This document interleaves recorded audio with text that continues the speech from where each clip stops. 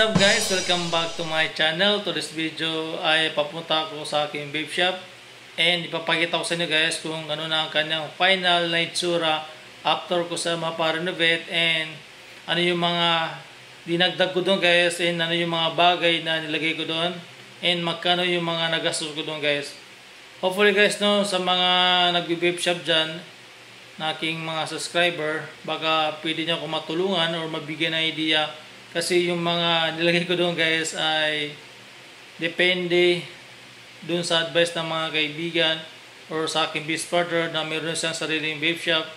Kasi doon ako kumuha ng mga idea.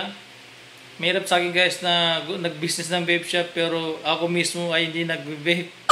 Pero yeah, ang ginawa guys ay nag-survey ako kung ano yung mga negosyo na pwede natin ilagay doon sa area. Kaya nakita ko doon guys na walang vape shop doon and yeah, so subukan natin guys kung effective ba yung negosyo ng vape shop doon sa area na yun.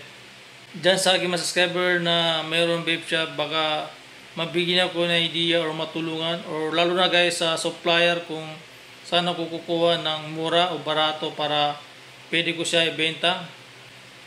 Bale, papunta ako sa aking vape shop.